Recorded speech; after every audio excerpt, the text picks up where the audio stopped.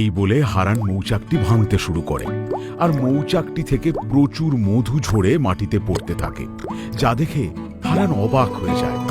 ওরে বাবা, এ তো পুরো মধুতে ভরা মৌচাক। হাত দিতে না দিতেই শুধু মধু আর মধু। সারা জীবন আমি এত মৌচাক থেকে মধু সংগ্রহ করেছি, কিন্তু এমন মধুতে ভরা মৌচাক আমি আগে কখনো দেখিনি। না, তাড়াতাড়ি মধুটা নিয়ে নি।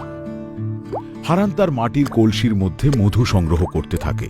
এদিকে সূর্য পশ্চিম দিকে অস্ত যেতেই সেই মৌচাকের মৌমাছিরা ফুলে ফুলে মধু সংগ্রহ করে তাদের মৌচাকে ফিরে আসে, আর এসে দেখে হারান তাদের মৌচাক ভেঙে সেখান থেকে মধু সংগ্রহ করছে।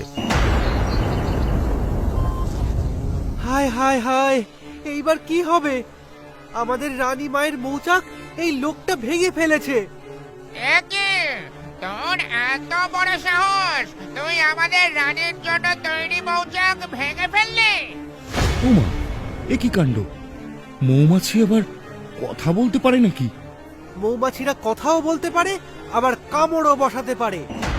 এই এই, তোর চোখে আর কোনো মৌচাক পড়লো না?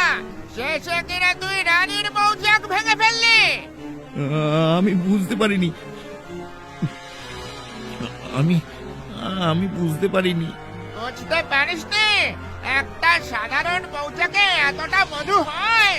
এই মৌচাকটা আমরা কর্মী মৌমাছিরা 12 বছর ধরে মধু সংগ্রহ করে করে আমাদের রানী মায়ের জন্য তৈরি করেছি। তুই সেটা ভেঙে ফেলেছিস। এবার তোকে আমরা কেউ ছাড়বো না।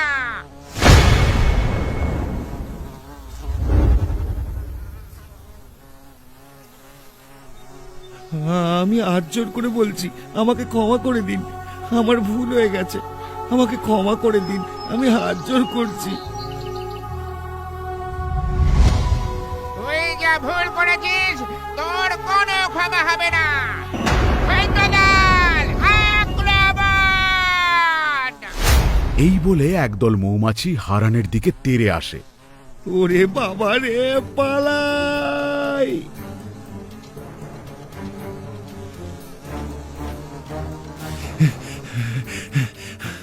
কি মৌমাছিগুলো তো আমার পিছু ছাড়ছে না। কি করি এবার? ওই তো একটা ঝোপ আছে। যাই ঝোপটার পিছনে গিয়ে লুকিয়ে পড়ে যাই।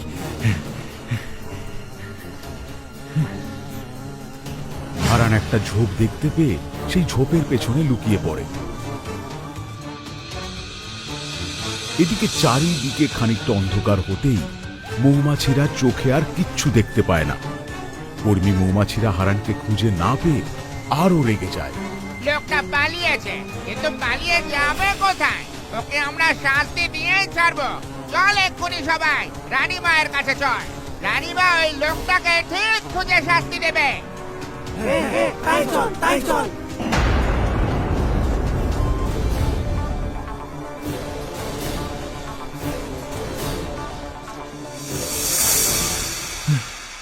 ওই মৌমাছিগুলো চলে গেলে আমি কোনো রকম ভাবে প্রাণ বাঁচিয়ে তোর কাছে ছুটে এসেছি। তুই আমাকে বাঁচা কাটুরিয়া, তুই আমাকে বাঁচা। আমি জানি আমি অনেক বড় ভুল করে ফেলেছি, কিন্তু সেটা একেবারেই আমার অজান্তে রে। আমি যদি জানতাম ওরা 12 বছর ধরে ওই মৌচাকটাকে ওদের রানীর জন্য তৈরি করছে, তাহলে আমি সেটা কখনোই ভাঙতাম না।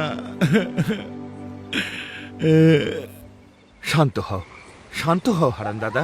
তুমি যেটা করেছো তুমি না জেনে করেছো।